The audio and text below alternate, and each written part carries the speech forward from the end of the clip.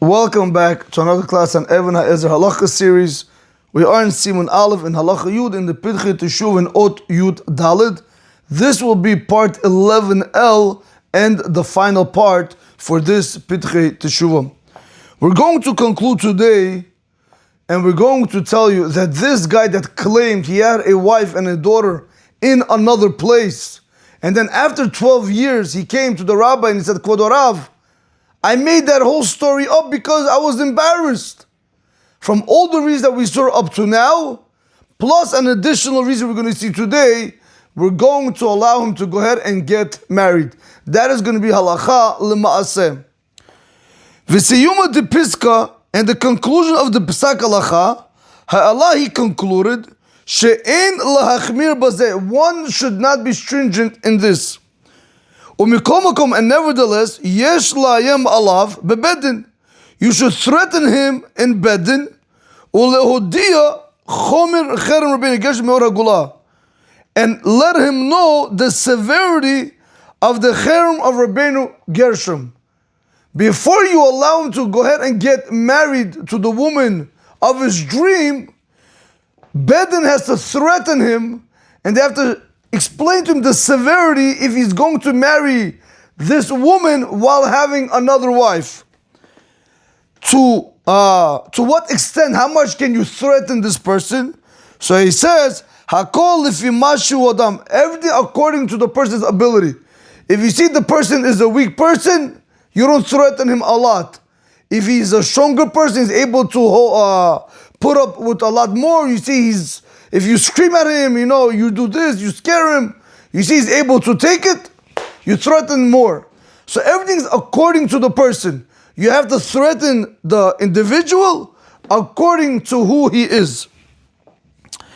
Now, after you threaten him, v'im ko yomar ki b'tzedek imri piv upanuhu, and if he said that what I'm saying right now, that is the truth, and he's saying that he is single, lo nechshdu Yisrael al kach, the Jewish people are not suspected on that, on having more than one wife. Ubefrat shehu gam ken milta da'avida ligaluye, and also and especially is something that can become revealed, it can resurface. Ayin sham barichut, look over there at length.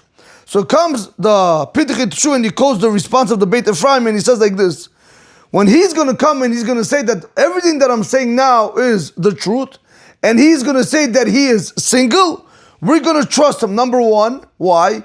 Because the Jewish men are not suspected on having more than one wife. That's number one. Number two, in this situation, if he's going to go ahead and get married to her, and if the other wife is going to come with her daughter, then we're going to have big problems. Since this is something that can resurface, it's something that can become revealed, we're going to trust him and we're going to go ahead and allow him to get married to that woman. But again, Rabotai, when is that? That's only after we threaten him and we explain to him the severity of marrying two women at one time and so on and so forth. Depending who the person is, according to him, that's how much you're going to go ahead and threaten him. And afterwards, if he admits and still says, I'm saying the truth, I'm single, you don't have to worry about nothing, then we're going to tell you we don't suspect him, and plus it's something that's able to become resurfaced, we're going to allow him to get remarried. Okay, with this we conclude our case.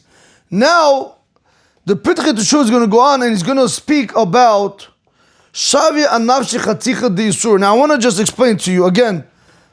We already spoke about Shavia Anavshi Chatzicha Deisur, what it means. I believe it was in not the class before this, but the class before the previous class, okay? 2 classes back. We spoke about it, Rabotai, so I don't want to go through the whole thing because we, mamish, put a lot of work into what this means, and that's why we make it in order, so you can go ahead and you can understand it. Let me see something. Let me just see something. I believe it was, yes, okay, so it was part 11J, and we titled the lecture, Making One's Wife Forbidden on Him. Alright, so if you want to get a better understanding what it means, Shavia Nafshi Chatzicha Deisura, please look into part 11J, okay? Right now we're in part 11A, no, part 11L. The previous was part 11K, and the one before that was part 11J, okay? So this, let me just write it down in case somebody wants to look at it. Rabotai, remember, when it comes to learning Torah, you want to have it color. Part 11J, you'll have this concept of Shavya Nafshe Chaticha Di Isurim. I was teaching. I have a few classes that I give throughout the day, and as I was teaching, someone told me, Rabbi, it's okay if you don't understand. I said, how can you say it's okay if I don't understand and you want to move forward? What are you going to do when you come to Shamayim? What are you going to tell them? When they're going to ask you, they're going to test you, what are you going to tell them? I don't know, I didn't understand. Why don't you break your head? Okay, so therefore, if you don't know what this is, you have an obligation to go and make sure you know what this is before you come here, because this is what we're going to speak about. All right, so let me tell you outside what we are dealing over here with now. Okay, now the Pitchit Shuv is going to continue. He's going to say like this. If you guys recall, we spoke about Shavya Nafshe Chaticha Di Surah, the Asirin and Alav, V'lo Mehani Chazara, En Elam Mitoret Safik. That's the way we explained it in part 11J. Today the Pitchit Shuv is going to come and he's going to say, I have a problem with this. Why? Why are you telling me that it's only from the laws of a Safik? Maybe it's really from the laws of a Vada, and I'll prove it to you, he's going to say, okay? So let's see that. That's concept number one. Concept number two, when a person makes, right, Shavya Nafshe Chaticha Di Surah, that we make it usher on him, because we have a doubt, why, just because a person said something, why does it become usher on him? Right, so we want to see over here, is it because of Hoda'at Ba'al Din? And I'll explain to you what I mean. Is it because when a litigant claims, he admits, for example, Reuven comes and he says to Shimon, you owe me $1,000. Shimon says, you're right, I do owe you $1,000. So therefore there's no need for any, no witnesses, nothing, and he's just going to pay.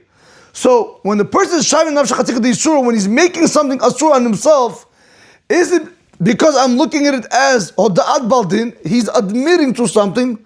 So once you admit to something, therefore good, it's going to become asur on you. Or is it the reason why we make it asur on him when he says that this object or whatever the situation is asur on him, or is it because of a neder, because of a vow? Since he's saying it, that it's asur on me, so therefore you made a vow. Okay, Rabotai, this answer we're not going to see because he says you have to look somewhere else. But the reason why we could say that Shavya Nafshe Chaticha Di Surah, why it becomes asur on him, it could be either because of Hoda'at Baldin or either because of neder. He tells you look somewhere else, which I'm not going to look today, but maybe Bulina the one day I should look through it. But he's just telling, just throws us there. Again, we saw what the Halacha says today regarding that guy with having a wife and a daughter in another place. That's what we want to see. I actually don't even want to do these next lines. But Rabotai, I like to try to go ahead when I'm learning, try to finish it completely in case you're learning inside. You guys can at least have a broader knowledge in that topic. Okay, so he says like this: V'hine ma shekata dechol Shavya Nafshe Chaticha Di Surah, ma shekatavti, excuse me, and this is what I wrote on top. This is still the Beit Ephraim speaking. V'hine ma shekatavti dechol Shavya Nafshe Chaticha Di Surah da'asirin alav v'lo mehani chazara eina b'tor dvadai v'chulu. Right. This is what I wrote on top, what we saw in part 11J. When he spoke about Shavya Nafshe Chaticha Di Surah, the Asrin and Alav, V'lo Mehani Chazar, Eino Elam Mitor Tzafik. He has a problem with this, he says. Tarich Iyun, I need to look into this halacha. Why? So he says, Mima Shekatav B'Shulchan Aruch, L'Kavin Siman Gimel Siv Aleph. From what the Shulchan Aruch writes later on in chapter 3, halacha Aleph. What does it say over there? All he tells you over here is like this. V'im nasa o nitma loke, that if he got married or if he became tameh, we give him malkut. What's the case? So we'll go see it. O mashma da filu choser bo. It's implied that even if he retracts, we're still going to go ahead and give him malkut. So we'll see from here that really it's not from Torah Safik, but it's from Torah Vadai. All right. So let me first do it before I come back over here. So if we go to Siman Gimel and Evean Hazaer and Halacha Aleph. I'm not going to read the whole halacha, I'm just going to get down to the point, okay? Someone who came nowadays and he said that he's a Kohen, he's not believed. We're not going to raise him up to Kohuna. We're not going to give him that status that he's a Kohen. Al pi atzmo, based off his own words. No, who's he? We have to know. You have a family lineage. Ask neighbors, the family, Rappaport family, for example, they're known to be Kohanim. V'lo yikra b'Torah, he's not allowed to be, v'lo yikra b'Torah rishon, he's not allowed to recite the Torah, the first one, because that goes for Kohanim. V'lo yisayet kapaf, and he's not also allowed to go ahead and duchen, he's not allowed to do birkat Kohanim. The Ramah says that nowadays you could be lenient. I'm not going to get into that. I'm sticking to the Shulchan Aruch. Aval, however, the Shulchan Aruch concludes towards the end, not conclude, but it's in the middle of the Halacha, and he says, Aval, however, Oser atzmo b'girusha ve'zona. He answers himself to marry a divorcee. He could no longer marry a divorcee by saying that I'm a Kohen. Ve'zona, he's also not allowed to marry a zona. What's a zona? What's a harlot? Not like a harlot that she sells herself. No. If you had a woman where she went ahead and she slept to somebody that she's also for to get married to, a goy, a mamzer, a nothing, or even if she went ahead and she slept with many Jews, we're going to tell her she's a zona. A Kohen is not allowed to marry them. Ve'chalala, he's not also allowed to marry a girl who's a chalala. What is a chalala? Chalala literally means a girl who is desecrated. What does that mean? You have a father, he's a Kohen. He went and he married a divorcee woman. He's not allowed to. They had a baby girl from both of them. That girl is a chalala. Chalala literally means mundane. She doesn't have no sanctity, nothing. A Kohen also is not allowed to marry her.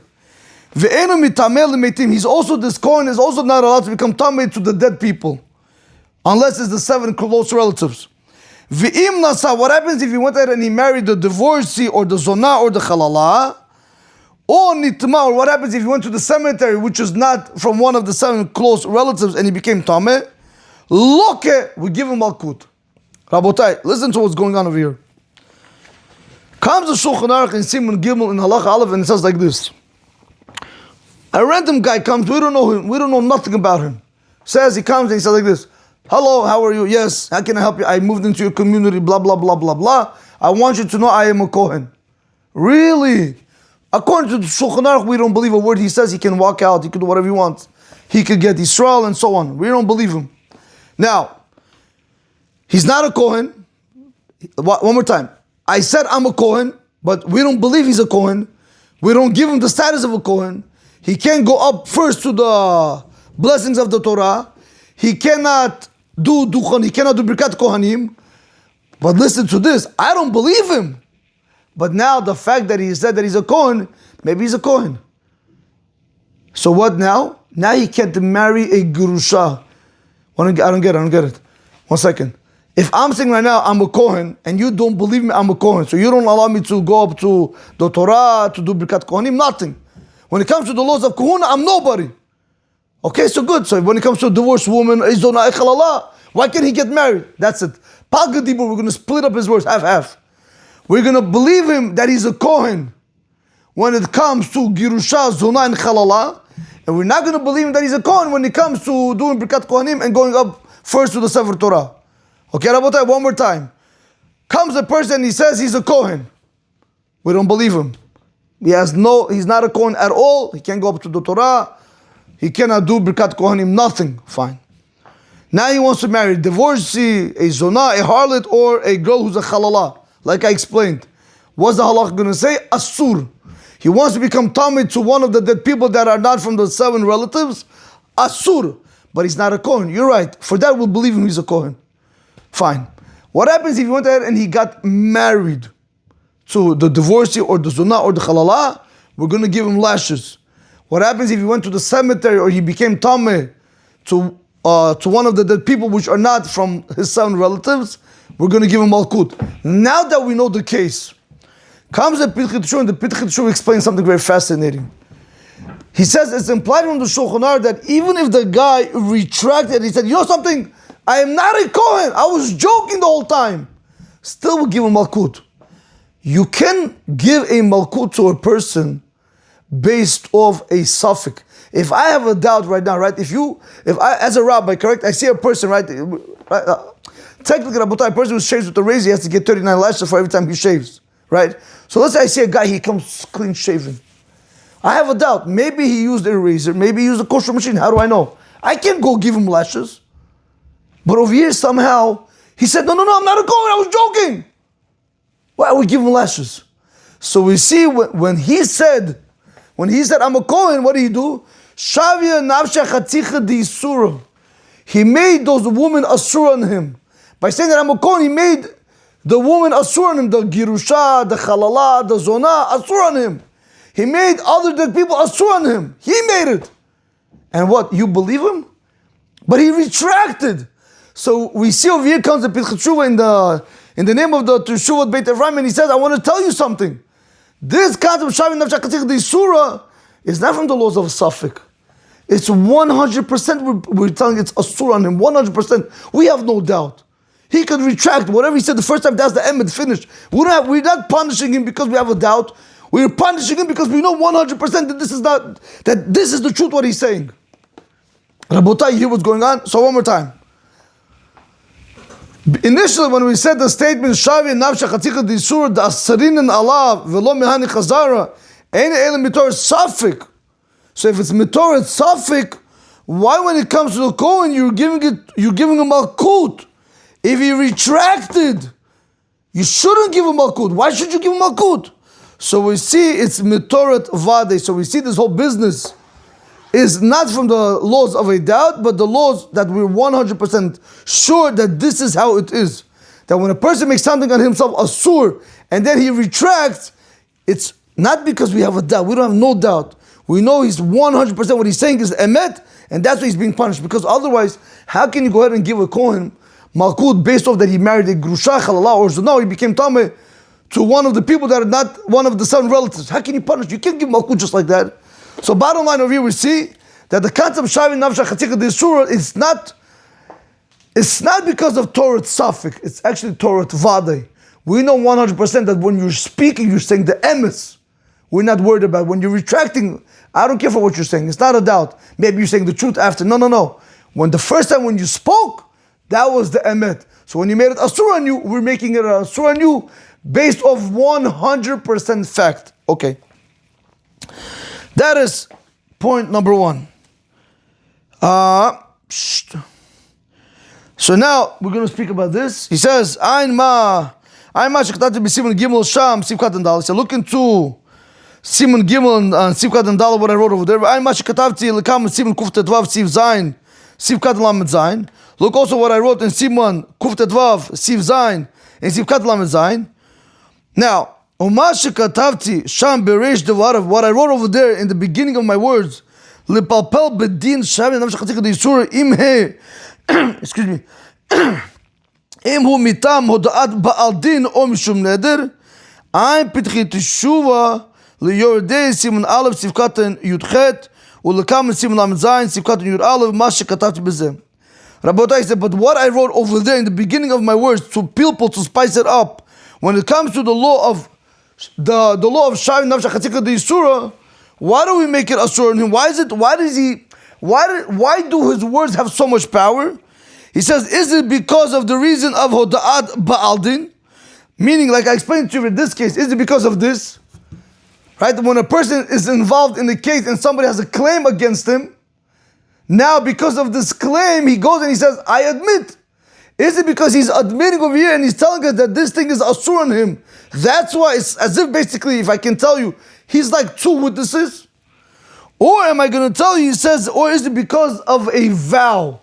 When a person says that this is asur on me, it's as if making a vow. So he says, look over there and look in all these places that we quoted. He says he speaks about over there why when it comes to Shavi Nafsha Chatzika Disura, through what basis do we make it asur?